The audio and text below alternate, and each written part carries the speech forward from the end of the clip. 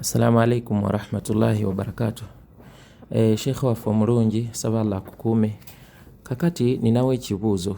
Tulina baganda baffe abasiraamu ne bannyinaffe, kale nga muntu musiraamu ali eyo naye nga atuuse ku mbeera emanyisiddwa ebbanga lyasigazza mu nsi ng'ekyokulabirako abantu ababeera balamuddwako mu makooti ag'enjawulo okusinziira ku ekyo kye yagwamu. Bambi n'ategeezebwa nti ku lunaku lw'omwezi bwe ruti ova mu bulamu obw'ensi. Abamu nga bagenda kuba nga bateekebwa kalaba n'ebirala ebifaanana bwe bityo. Oba nga bulwadde ekyokulabirako ekyamangu ng'obulwadde nga obwa kansa, abasawo ne bamutegeeza nti obuzaayo ebbanga bwe riti. Butuufu n'atunuulira kalenda ng'alaba obulamu bwe buggwawo, era bw'atyo n'ateekebwa awantu nga yalindirira ekyo. Kakati nze nga omusiraamu muganda we aba agenze okumulambula nga ngenzeeyo, bigambo ki byensobola okweyambisa oba okukozesa okubeera nga omuntu ono ali mu mbeera eno nga nsobola okwogera naye oba okubikozesa okubeera wamu naye inshallah? Naam, kibuuzo kirungi, saba Allah kiteekemu omukisa. Alhamdulillah wassalatu wassalamu ala rasulillah sallallahu alayhi wasallam.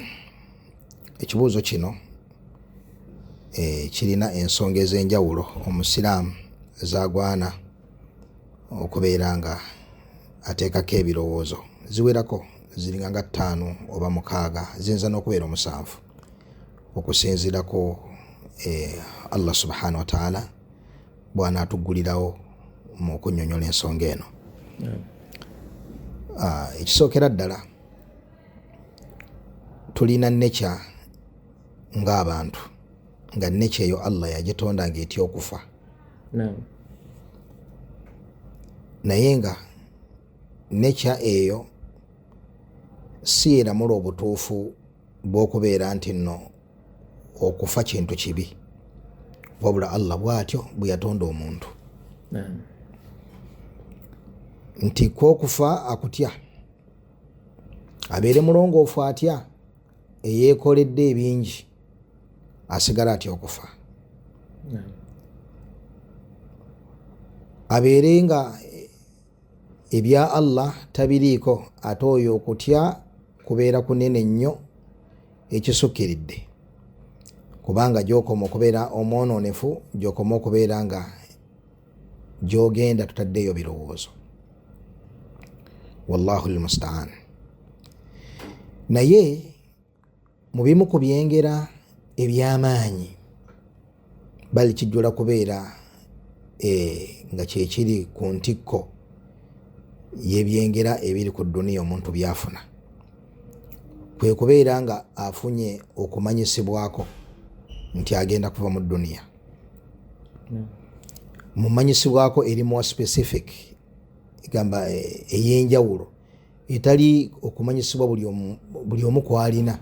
Kullu nafs dha'iqatul maut, okwo okumanyisibwa buli muntu akulina nti buli mwoyo gugenda kusisinkana okufa. Naye waliwo okutegeezebwako mu ngeri ey'enjawulo nti safaari esemberedde ddala, nga kiteebeddemu ggwe mu ngeri y'obwa ssekinnoomu. Ekituufu, ekintu ekyo kiri mu byengera eby'amaanyi eri omukkiriza ategeera eddiini mu butuufu bw'okugitegeera.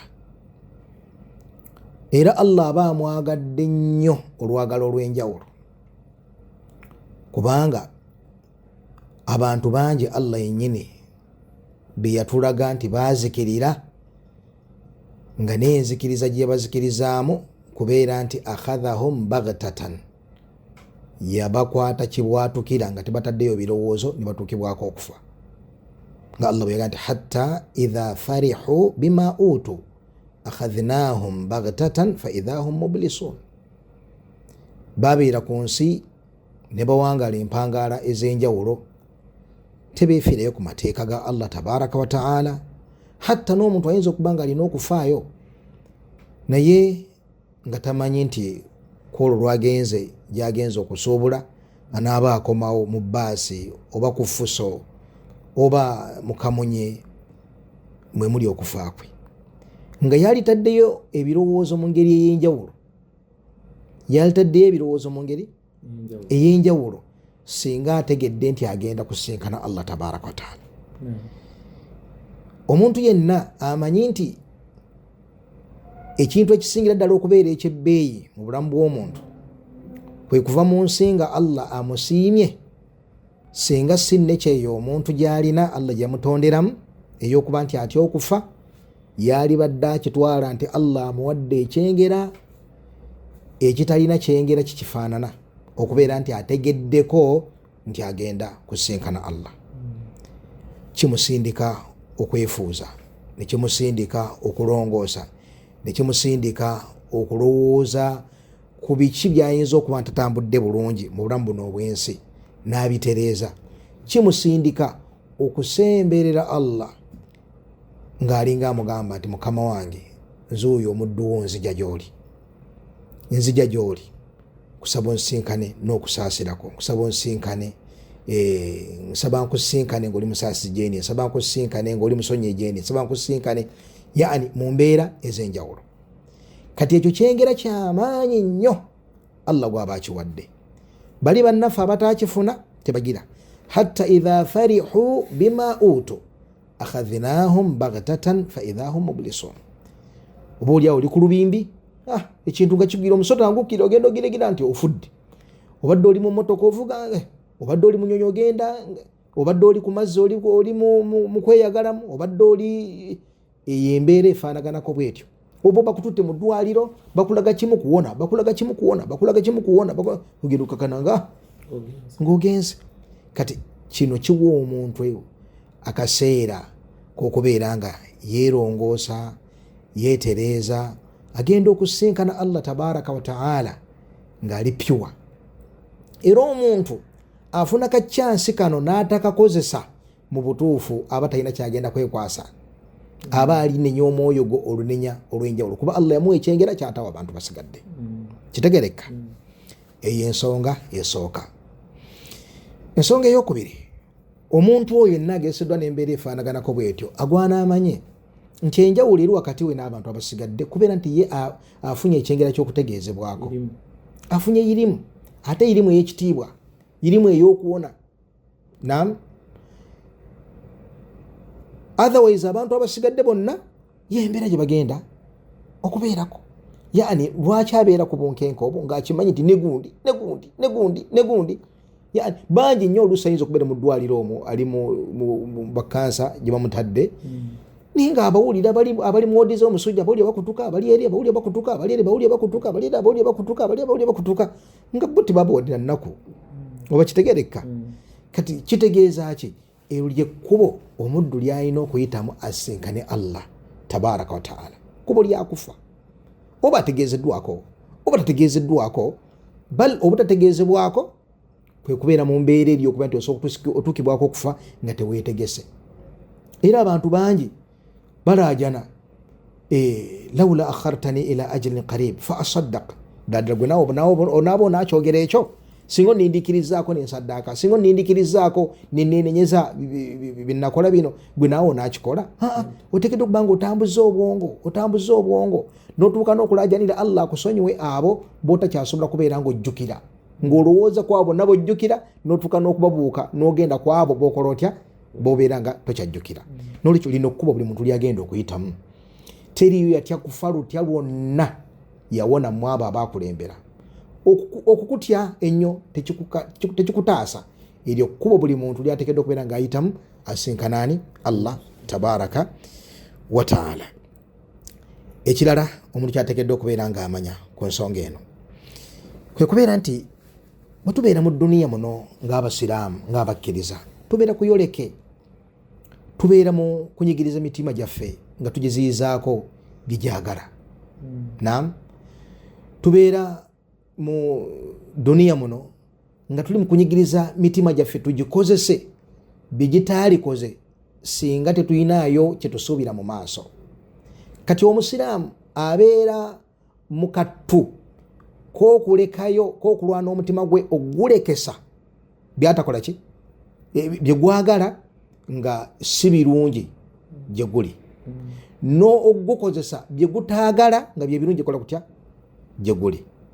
kati okwata mu nsawo n'owaayo nga wali badde obikolamu ekintu ekirala waliddemu wali emmamba n'okwata n'okola ki n'owaayo okuzuukuka mu tulo nga wali badde weebaka nam otulo oluusi weebaseeyo obudde nga bukya ogenza okugira bwoti ya rabbi ninnyina okuzuukuka nsaale olwo olutalo lwolimu okwo kutawaana kwolimu ekyo ekyokulya kyolaba oli nga toyinza kukirya kubanga wasiibye oyo omukyala akwagala ennyo naye nga toyinza kumwendako kubanga oli mukkiriza otya engeri gyogenda okusinkana Allah tabaraka wataala oyo omwami gwali yagadde naye nga si mweteefuteefu kuwoowa na ate naawe tuli mweteefuteefu kujeemera Allah noonyigiriza omwoyo gwo emitima tulwana nagyo bulwanyi tugituuse mu maaso ga Allah nga giringa Allah bwe yagamba qad aflaha man zakkaaha yeesiimye oyo yatoba nagwo n'alwana nagwo okutuusa lyagutuusa mu maaso ga Allah nga mutima muki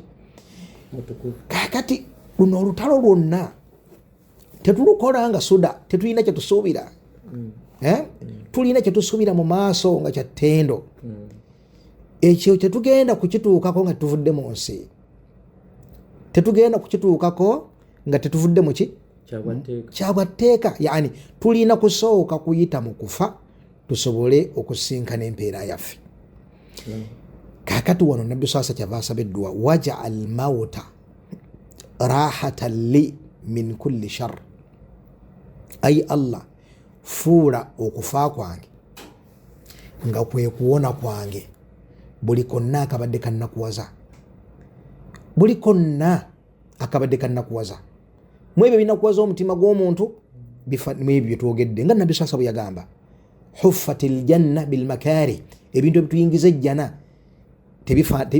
omutima tegubyagala nnyo wa huffati nnaaru maatha bishahawat ate gw'omuliro maatha gwateekebwako ebintu ebisanyusa ki ebisanyusa omwoyo amakulu bw'otambula n'okwagala kw'omwoyo gwo owunzikira mu muliro bw'otambula n'okunyigiriza omwoyo gwo owunzikira muki owunzikira mu jjana n'olwekyo kino kikulu nnyo omuntu okumanya nti sacrifice yonna gy'okoze byonna byewerekereza byonna byonyigiriza omwoyo gwo balinga balya butaala gwe ng'omwoyo gwo ogunyigiriza okuzza eri Allah tolina engeri gyogenda kutuuka kukula lyokumanya obulungi obwo okujja ng'oyise muki ng'oyise mu kkubo lino eryokufa n'olwekyo okufa kyengera mu byengera bya Allah tabaraka wataala omuntu okubeera nga ali ku nsi kuno ali mu bigezo naye nga mulongoosa bw'ava mu bulamu obw'ensi olwo ayingidde mu kwesiima okwesiima okwo nga tewaliyo mbeera yonna gyogenda mugamba nti ddayo ku nsi nga takyayagala kubeera nga adda ku nsi tolaba Abdullahi ibn Haram taata wa Jabir ibn Abdillah bwe yattibwa mu lutalo mu jihadi yayingira mu bulamu obw'enjawulo n'alaba engeri Allah gyamugulumizaamu tannayingira jjana engeri Allah gyagulumizaamu emyoyo gy'abashuhada n'atuukibwa okugambibwa nam kubanga ye muntu Allah gwe yayogerako naye mu bantu ng'avudde mu bulamu obw'ensi nga nabbi saa sallam yagamba mu hadithi ne yamugamba saba kyonna kyoyagadde yasaba Allah kumuzza ku nsi akole ki addemu attibwe asobole okufuna ku mbeera ng'eyo gy'abaddeko kitegeeza ki ne Allah yamugamba ati teri kudda ku nsi ekyakola kitya ekirala kyonna osobola kisaba naye ekyo nedda ku nsi teri muntu afa n'akola ki naddayo kati kitegeeza nti gye tugenda waliyo obulungi buyitirivu nnyo eri oyo eyateekayo ebirowoozo n'abukola ki n'abukolerera kakati embeera eri ha umuqra'u kitaabiya inni dhanantu anni mulaqin hisaabiya tugifuna tumaze okufa omuntu alyoka asanyuke akuba enduulu akwate ekitabo kyakiweddwamu n'omukono ogwa ddyo ha umuqra'u kitaabiya banne mujje mulabe inni dhanantu anni mulaqin hisaabiya obwo bulungi bwonna omuntu abufuna akoze eki amaze kubeera nga afa n'alyoka abeera nga abusinkana era mu ngeri y'emu mu kkubo ly'okufa lino bannange mwemuli okusinkana omulezi gwaffe Allah tabaraka wataala mwemuli okubeera nga tusinkana omubaka waffe Muhammadi sallallahu alaihi wasallama mwemuli okubeera nga tusinkana abalongoofu abo bitwenyumirizaamu naawe ogende mu pate yaabwe naam ogende mu kibinja kyabwe nga Allah bwe yagamba nti waman yuti illaha warasula oyo yenna agondera Allah n'omubaka fa ulaika maa alladhina an'ama Allahu alayhim min annabiyina wasiddiqina washuhadai wasalihina wa hasuna ulaika rafiqa oyo yenna agondera Allah n'omubaka we agenda kubeera mu abo Allah bye yajjuzaako ebyengera bye mu bannabbi ne bashuhada ne basiddiqin nagati wa hasuna ulaika rafiqa alibeera yeesiimye nnyo okubeera mu kapate k'abalungi abafaananako bwe batyo okubeera nga abadde mu kibinja kyabo abali ku bulungi obufaanaganako bwe butyo watatalaqahum almalaika malaika zigenda nga bwolaba abantu nga badduka olaba abaddusa embisaawe bwe batuuka wali kaguwa wabaawo n'abantu abadduka okukwata namba emu okukwata namba bbiri siwe kiri kati Allah watatalaqahum almalaika hadha yawmukum alladhi kuntum tu'adun malaika zigenda kudduka zikwata abakkiriza nam luno lwe lunaku lwammwe bulijjo lwe mwalaganyisibwa ebintu byonna haqqun mubin mazima agatali mu kakunkuna konna omukkiriza gagenda okusinkana kitegereka bulungi nnyo bino byonna nga bimulindiridde nga biyise mu kkubo eryo eryokubeera nti asinkana ow'ekitiibwa Allah tabaraka wa taala wabula waliwo ebintu abantu bye baategeera gamba mu ntegeera etali ntuufu bibongera ennyiike ne balowooza nti bali mu kattu naam mu kubeera nti baafuna embeera efaanaganako bwetyo ebimu ku byo ng'okubeera nti enfa gye bagenda okufaamu naam kintu kya mutawaana nnyo ekibalindiridde so nga mu ebyo Allah bye yatubuulira kumukkiriza yatuuka n'otubuulira engeri gy'ava mu nsi n'atubuulira malayika ezijjamu emyoyo gy'abakafiiri n'azituuma n'erinnya lyazo wannazi'aati gharqa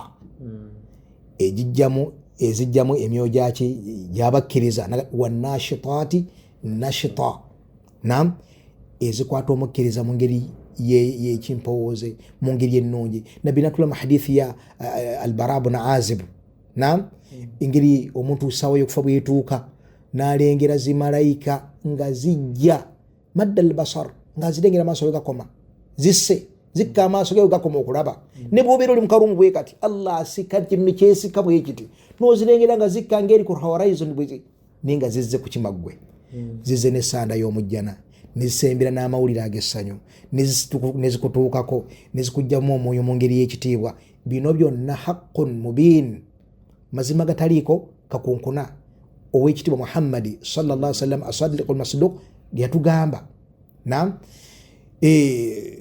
Allah yagamba mu Qur'an fussilat inna alladhina qalu rabbuna Allah mazima ddala abadde mbulamu bwesiga baga nti omunezi waffe ye Allah yani abasubmitting obulamu bwabwe eri Allah subhanahu wa ta'ala thumma istaqamu ne banywera ku kye bateekeddwa okunywererako tatanazzalu alayhim almalaika kusawa y'okufa malaika zikka alla takhaafu simuka tutya nti maaso waliyo emitawaana wala tahzanu teweeraliikirira ku ebyo ebiyise emabega ate nyumba yange ate sima gundi yange ate abaana bange wala tahzanu kubanga omuntu ebimalako emirembe bibeera either mu maaso oba ebyemabega totya wadde okunakuwala wa abshiru biljanna allati kuntum tu'adun musanyuke mu maaso ga mujjana ebalindiridde bulijjo gye musuubizibwa nahanu awliyaukum fil hayati dunya mwali mwasiima Allah okubeera nga ye mukama omwe mu bulamu obwensi wa fil akhira ne ku akhira gye muzze yoye nnyini bal kati mujjidde ddala gyali okusingana reality tuli fenna